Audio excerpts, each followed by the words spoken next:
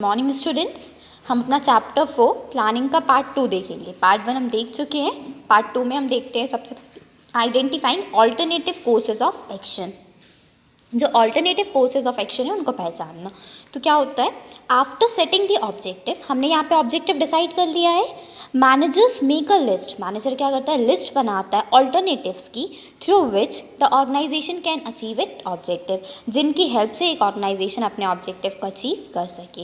As there can be many ways to achieve the objective, क्योंकि यहाँ पे बहुत सारे वेज है जिनसे हम ऑब्जेक्टिव अचीव कर सकते हैं। And manager must know all of them, और एक मैनेजर को वो सभी पता होने चाहिए ताकि वो उनमें से जो बेस्ट पॉसिबल वे है उनको चूज़ कर पाए। ठीक है, एग्जाम्पल दिया है, sale could be increase through any of the following way, इनमें से किसी भी तरीके से हम सेल को बढ़ा सकते हैं, जैसे कि बाय एनहांसिंग एडवर्टाइजमेंट एक्सपेंडिचर, जो हमारे एडवर्टाइजिंग एक्सपेंडिचर है उनको बढ़ा दें, ज़्यादा एडवर्टाइजिंग दें तो भी हमारी सेल बढ़ेगी।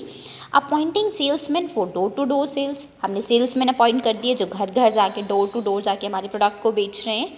बाय ऑफरिंग डिस्काउंट्स, हमने डिस्काउंट्स दे दिए जैसे कि बाय 1 गेट 2, ये बहुत सारे डिस्काउंट्स रहते हैं। By adding more product line, और डिफरेंट प्रोडक्ट्स भी हमने अपने बना दिए मार्केट में, और डिफरेंट प्रोडक्ट्स हमने इंट्रोड्यूस कर दिए। तो इन सभी कारणों से हमारी सेल बढ़ सकती है। अब लेकिन एक मैनेजर का वर्क क्या होता है, इनमें से बेस्ट तरीका क्या है वो फाइंड आउट करना, बेस्ट पॉसिबल वे क्या है। ठीक है, next one, evaluating alternative course of action. हम यहाँ पे क्या कर रहे हैं, इवैल्यूएट कर रहे हैं ऑल्टरनेटिव कोर्सेज ऑफ एक्शन को।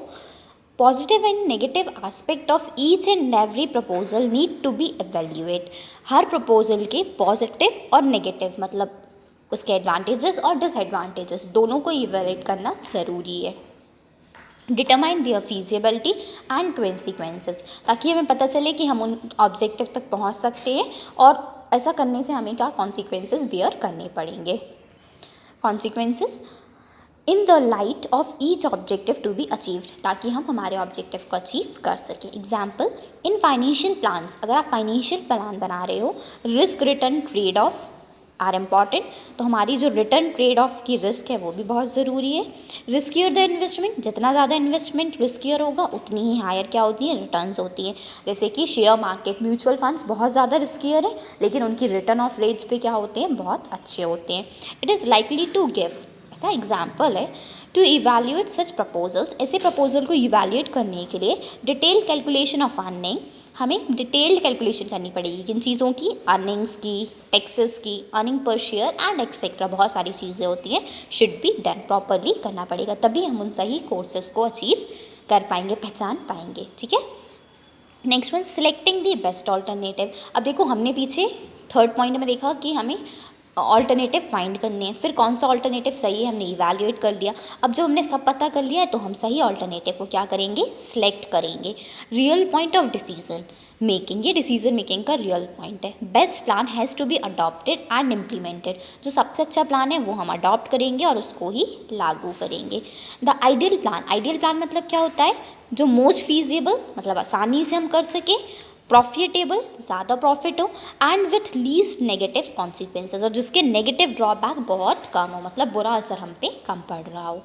Most plans may not be subjected to mathematical analysis, बहुत सारे प्लान्स होते हैं जिनका मैथमेटिकल एनालिसिस पॉसिबल नहीं होता। In such cases subjectivity and manager experience, तो यहाँ पे उसके सब्जेक्टिव नॉलेज और मैनेजर के एक्सपीरियंस, उनके जजमेंट, इंस्टीट्यूशंस आर इंपॉर्टेंट, मतलब उसको क्या फील हो रहा है उस प्लान को लेके, ये सारी चीज़ें बहुत मायने रखती। Select the most viable alternative, और हम वही ऑल्टरनेटिव सिलेक्ट करते हैं जो मोस्ट वाइबल हो, मतलब जो इजीली हम अच्छे से अचीव कर सकें, मतलब इम्प्लीमेंट कर सकें। समटाइम अ कॉम्बिनेशन प्लान्स में भी सिलेक्टेड, कई बार हम एक प्लान नहीं करते, एक दो प्लान के कॉम्बिनेशन सेलेक्ट कर लेते हैं और वन बेस्ट कोर्स, और उनसे एक अच्छा कोर्स फॉर्म कर लेते हैं, मतलब एक अच्छा प्लान फॉर्म कर लेते हैं। ठीक है, next one, implementing the plan. अब हमने प्लान सेलेक्ट कर लिया तो उस प्लान को क्या करना पड़ेगा, इम्प्लीमेंट करना पड़ेगा। Concern with putting the plan into action, ये किस चीज़ से कंसर्न होता है, हमारे प्लान को एक्शन में लाने से। For implementing the plans, plan को इम्प्लीमेंट करने के लिए manager start organising and assembling resources for it, manager क्या करने लगता है, रिसोर्सेज इकट्ठा करना और ऑर्गेनाइज करना शुरू कर देता है। Example, if there is a plan to increase production, production, plan क्या है हमारा, प्रोडक्शन को बढ़ाना।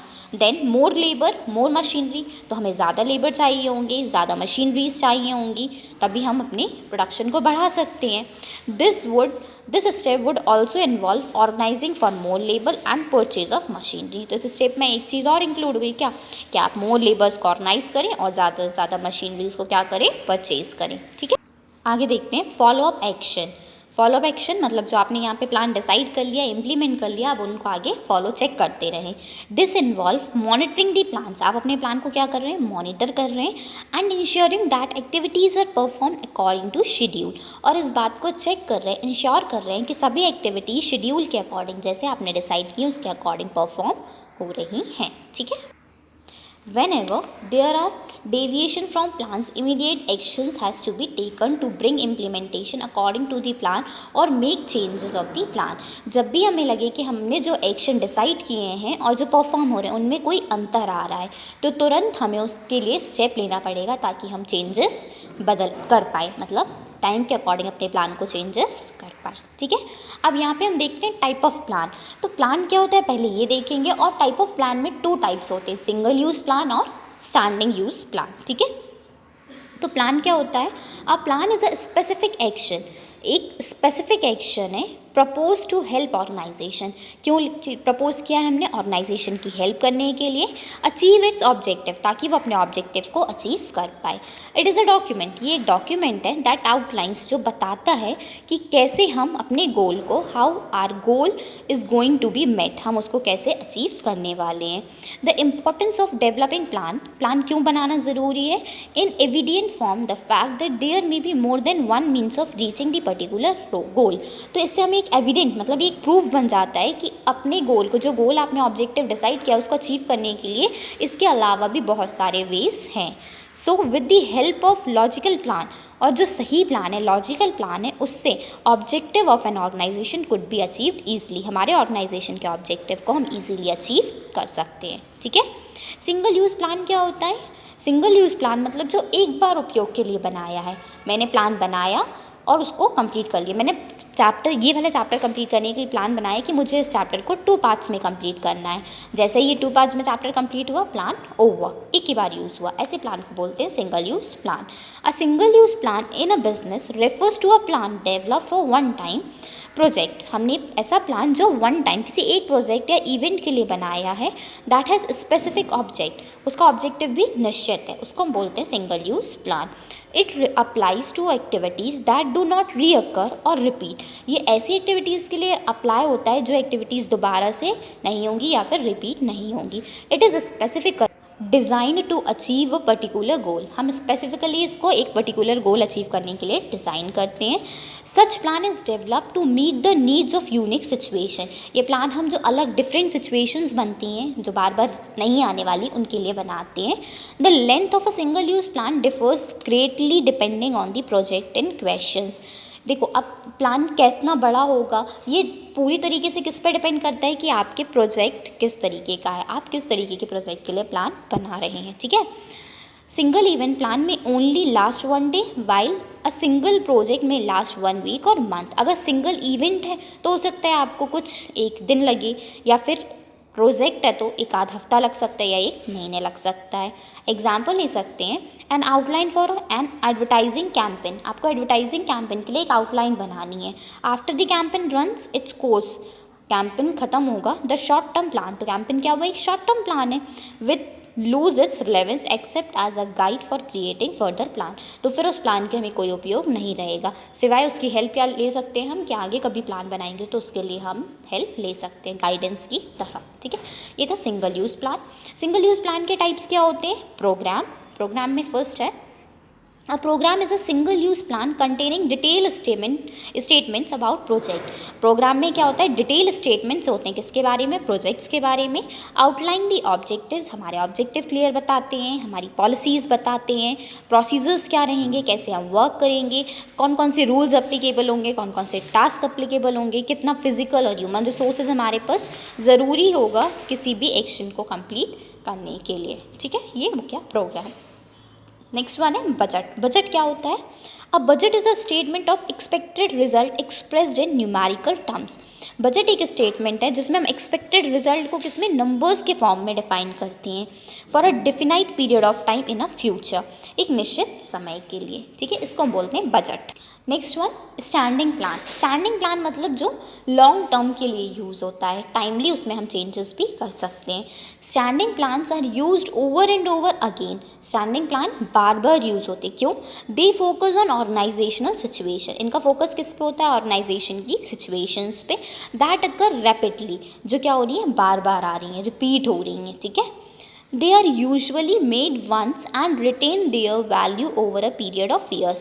ये क्या होते हैं? जनरली एक ही बार बनते हैं लेकिन इनकी वैल्यू चेंज होती रहती है over a period of time, undergoing revisions and updates, उनमें थोड़े बहुत चेंजेस और अपडेट्स करते रहते हैं पर प्लान वही रहता है। That is why they are also called repeated use plan, इसीलिए हम इनको एक और नाम से जानते हैं, रिपीटेड यूजर्स प्लान्स, ठीक है। For example, a businessman plan to establish a new business entrepreneur, एक बिजनेसमैन ने एक नया बिजनेस प्लान किया। ड्राफ्ट बिजनेस प्लान, उसने एक बिजनेस प्लान भी बना लिया before opening the doors to their business, अपना बिजनेस शुरू करने के पहले। And they can use their plan to guide their efforts, अब ये अपने इस प्लान को यूज़ कर सकते हैं, उनके एफर्ट्स को फर्दर कई सालों तक पुट कर सकते हैं, मतलब कई सालों तक उसकी हेल्प लेके अपने बिजनेस को चला सकते हैं। बट ऑब्वियस सी बात है, अगर टेक्नोलॉजीज चेंज हो रही हैं, कंडीशंस बदल रही हैं, तो हमारे प्लान अपडेट भी होता रहेगा, ठीक है। Then types of standing plan. Standing plan का टाइप क्या होता है? First one is objectives. Objectives are defined as ends for the achievement of which organisation goes on working. Objective क्या है? कि हम किस उद्देश्य से काम कर रहे हैं, हमें क्या अचीव करना है। They may be designed as desired further position that the management would like to reach. ये हो सकता है कि मैनेजमेंट ने फर्दर पोजीशन डिसाइड की हो कि वो कहाँ पे पहुँचना चाहते हैं फ्यूचर में। The first and foremost step of planning process is setting organisational objective. Planning का सबसे पहला स्टेप क्या है? कि आप अपने ऑर्गेनाइजेशन का ऑब्जेक्टिव सेट करें। विदाउट ऑब्जेक्टिव हम प्लानिंग स्टार्ट नहीं कर सकते, ओके, क्योंकि हमने जब अपना उद्देश्य किया है तो उस उद्देश्य को अचीव करने के लिए ही हम प्लानिंग करते हैं, ठीक है। Next one, strategy. Strategies refers to those plans. Strategy मतलब ऐसे plans which an organisation prepare to face various situation, जो हमारा ऑर्गेनाइजेशन बनाता है डिफरेंट सिचुएशंस को, थ्रेट्स को, मतलब परेशानियों को और अपॉर्चुनिटीज़ को फेस करने के लिए। When the managers of an organisation prepare a new strategy, जब कोई भी ऑर्गेनाइजेशन का मैनेजर नया स्ट्रैटेजी बनाता है, is called as internal strategy. तो उसको हम क्या बोलते हैं? Internal strategy. ऑर्गेनाइजेशन के अंदर की स्ट्रैटेजीज़ कहलाती हैं इंटरनल स्ट्रैटेजी, और जब हम किसी बाहर वाले से कंपटीशन करने के लिए कोई स्ट्रैटेजीज़ बनाते हैं, उन स्ट्रैटेजीज़ को बोलते हैं external strategies. And when some strategy of the competitors, then such strategies are called external strategies. हमने ऐसी स्ट्रैटेजीज बनाई जो हमारे कॉम्पिटिटर्स के लिए थी, तो वो कहलाएंगे external strategies. Next one, policy. Policies refers to the general guidelines, मतलब क्या है? जनरल गाइडलाइंस है which bring uniformity in decision making, जिनसे हमारे डिसीजंस क्या होते हैं? यूनिफॉर्म, एक से होते हैं, for achievement of organisational objective, ताकि हम हमारे ऑर्गेनाइजेशन के ऑब्जेक्टिव को अचीव कर पाएँ। They provide direction to the managers, ये हमारे मैनेजर्स को डायरेक्शंस देते हैं। देखो, हर ऑर्गेनाइजेशन की पॉलिसी होती है कि हम ऐसे काम करेंगे, अपनी पॉलिसीज़ इजीली चेंज नहीं करते हैं, पर टाइम के अकॉर्डिंग अगर ज़रूरत पड़ती है तो पॉलिसीज़ बदल भी जाती है, मतलब they are not in rigid nature, ये रिजिड नेचर की नहीं होती हैं। Procedure refers are those plans which determine the sequential steps of carry out some work। देखो, प्रोसीजर एक ऐसी प्रोसेस है जिसमें हम सिक्वेंशियल, मतलब नंबर वाइज स्टेप के पहले ये काम करना है फिर ये काम करना है फाइंड आउट करते हैं। जैसे आपको खाना बनाना है या आटा गूँथना है, तो पहले आप आटा लोगे फिर पानी फिर नमक, ऐसे डालोगे ना कि पहले पानी डालोगे फिर आटा फिर नमक, नहीं, एक सिस्टम, एक रूल फॉलो करते हैं। They indicate which work is to be done in which sequence, इसमें हमें बताते हैं कि कौन सा काम किस सिक्वेंस में, किस ऑर्डर में कंप्लीट करना है। इससे हमारी परफॉर्मेंस ऑफ वर्क में बहुत हेल्प होती है और इजीली हम हमारे ऑर्गेनाइजेशन गोल को अचीव कर सकते हैं, ठीक है। Next one, rules. रूल्स मतलब क्या होते हैं? जो सबको फॉलो करने, सबके लिए सेम होते हैं और किसी के लिए भी रूल नहीं बदलते हैं। तो रूल्स क्या होते हैं? रिजिड नेचर के होते हैं। Rules are specific in statement that tell what is to be done.